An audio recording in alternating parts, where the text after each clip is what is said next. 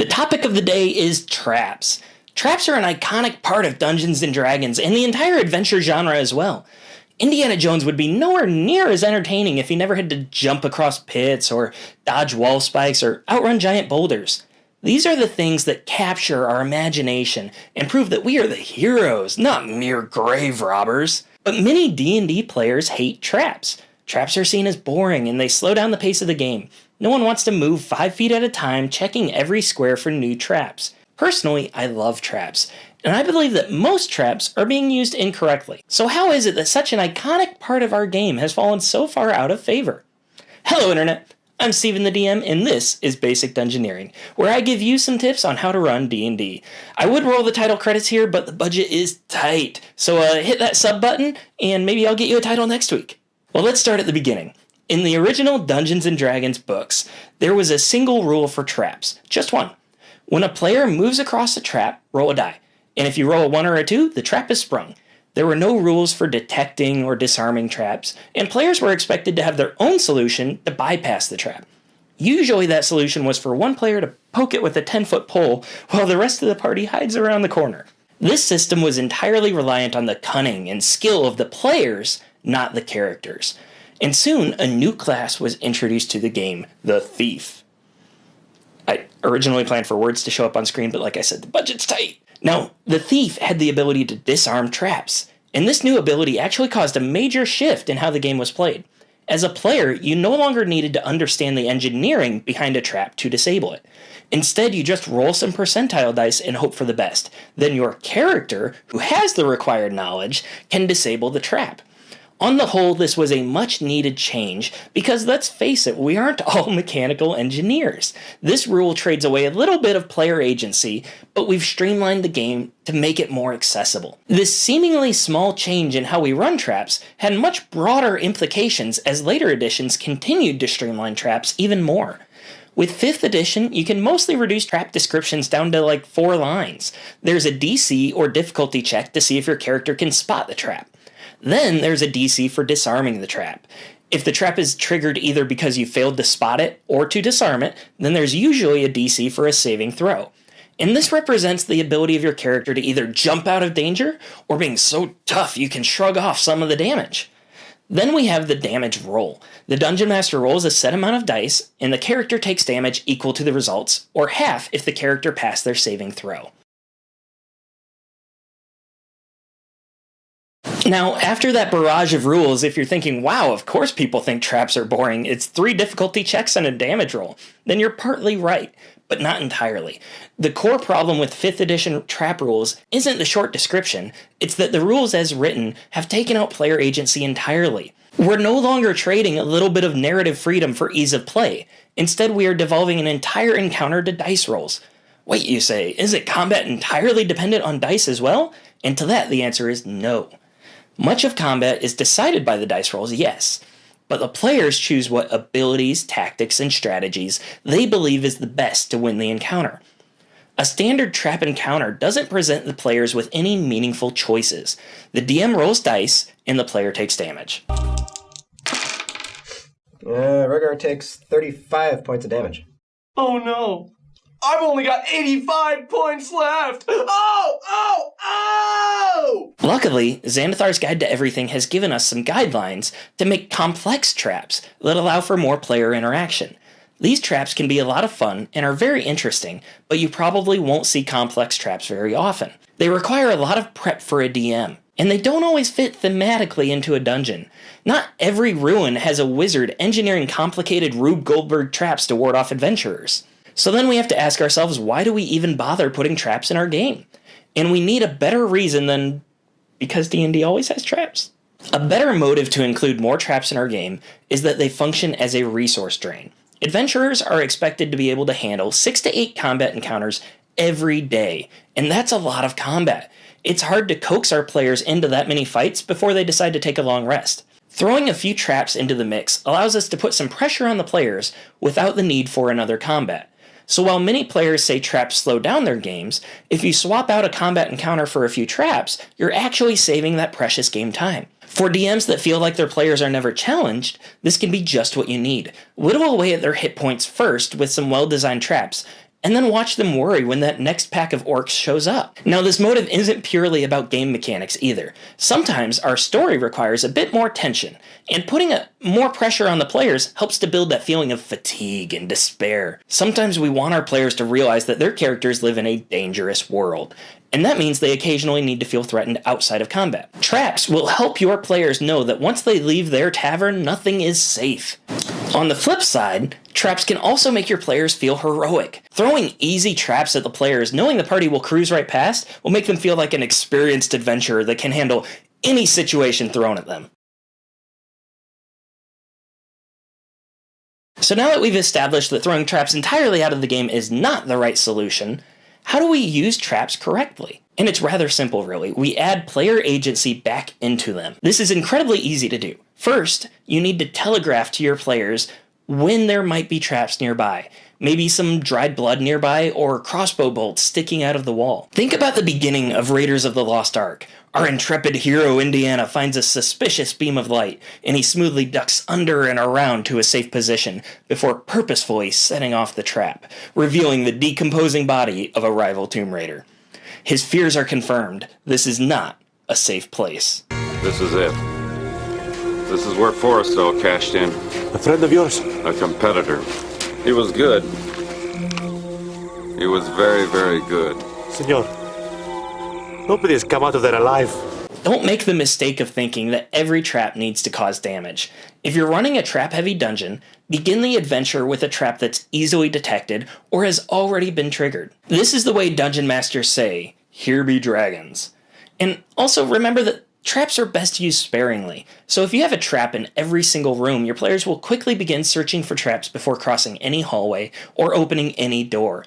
Instead, try to find a balance where the party will keep moving forward without feeling blindsided when they encounter a new trap. Don't be afraid to tweak that balance mid-session either.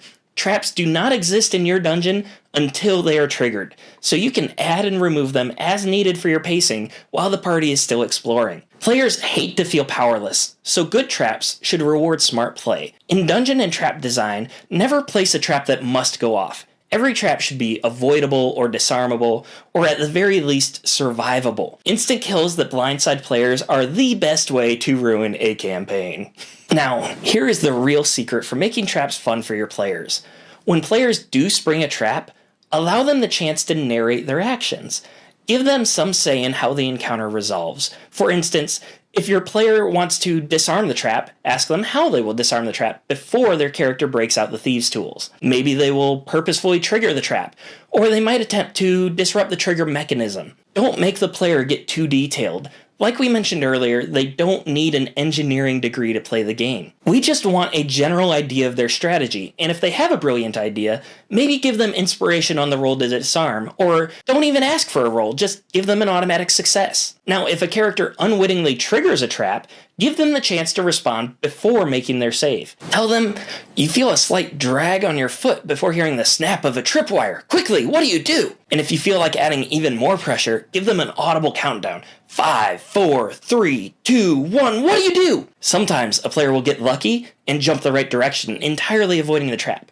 Other times, they might make things 10 times worse for themselves. It all shakes out in the end, but this little change gives your players a sense of agency in the situation. Players want to feel like they have some sort of control over their fate, and this little tweak to how you run traps will do wonders for your game. It gives back a sense of agency and stops your adventure from becoming a slog, with players checking every square for traps. Instead, players learn to trust their intuition and their ability to handle whatever is thrown at them. If you watched my video about kobolds, I talked about this type of trap quite a bit. Combat traps are when you discover in the middle of an encounter that you need to be careful of more than just the enemies in front of you. You might be surrounded by bear traps, or get caught in a snare, or maybe even fall in a pit. Why the deception? Deception is the point. Any fool can calculate strength. That one has been doing it for the moment he saw us. Now he has to calculate what he can't see. Combat traps work mechanically the same way as a simple trap. The difference is that this type of trap is triggered during an already dangerous situation. and these are so much fun to run and tend to be my favorite way to use traps. You can really raise the stakes of a fight and keep the players on their toes. Traps are sorely underused in this manner, leading many players to mistakenly believe that the entire map is safe to move during combat.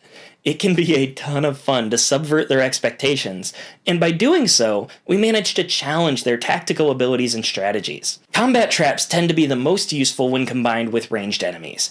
You want the players to be moving, not the monsters. So get the players out of their comfort zone by using cover. Fences, crates, dense trees, and effects that cloud visibility can all be used to force the players to move around the map, triggering traps along the way. Combat traps can also give a unique flavor to a fight, making it much more memorable. Imagine having a fight on a beach where over a dozen sturge pop out of the sand. This can already be terrifying for a low-level party, but it's manageable and not the most memorable fight. Now, add in giant clams underneath the sand, yes clams, that use the same mechanics as bear traps from Xanathar's Guide. The clam will come up, clamp onto a foot, and the player is now restrained. Your players are now stuck, stationary in the sand, leaving them as easy pickings for the blood-sucking monsters. When a player has 3 sturge attached and they're sucking out blood, does the player choose to attack the creatures or attempt to free themselves from the trap before more sturge latch on? Traps force the players to make hard choices in the middle of combat and rethink what they would normally believe is a safe strategy. Complex traps are detailed in Xanathar's Guide, and they can be a lot of fun. The traps are commonly treated as combat encounters, using initiative and turn order, with the trap having a couple actions per round, and they can create very memorable scenes. But my biggest problem with these traps is how much work it can be to prepare one. Xanathar's Guide only has 3 examples, each at various difficulty tiers. This means that there's really only one example for each stage of your campaign. For a lazy DM, Xanathar's traps really aren't much of an option, unfortunately. However, complex traps don't actually need to be that complicated. Really, these traps are just a puzzle for your players to solve. There doesn't have to be a single solution to these puzzles either. A common example of a puzzle trap is when the party's moving down a hallway and a portcullis falls. This splits the party into 2 groups, or it might leave a single character isolated, and the players can still see and hear each other, but they can't offer much help to fight that pack of gnolls that just arrived down the hall. These types of puzzles are much easier to fit into any dungeon, and don't require much prep on the DM's part. We are putting an obstacle in front of our players and letting them come up with a solution to fix it. If their solution sounds plausible, then it works. And if it's a brilliant idea, reward it. There's no need to build in a specific single solution to these types of traps, because your players' creativity will think of something that would have never crossed your mind. The best traps are not just dice rolls that you throw at your players. To sum up this entire video, a quality trap will challenge your party's strategy and tactics while offering meaningful choices in how to proceed and respond. If you follow that simple guideline, your game will become much more fun while offering a whole new variety of scenarios for your players to deal with. Leave a comment down below of your favorite trap that you've used in your game. My personal favorite trap is pretty simple, admittedly. My monsters often leave a bucket of sawdust or flour atop a slightly ajar door with a torch sconce next to it. And when someone opens the door, the bucket falls, spilling the dust, and creating a cloud that creates a mini fireball when it hits the flame. If you found this video useful, know that I survived solely off Doritos, Mountain Dew, and upvotes. But my wife just said no more junk food. So please don't let me starve, hit the upvote button. You are saving my life. She also says I can be a bit overly dramatic, but don't risk it, hit the upvote button. You can find me on Twitter at StevenTheDM, and I'll link a Discord down below where a group of us just hang out and talk D&D all day long. Until next time, I'm Steven the DM.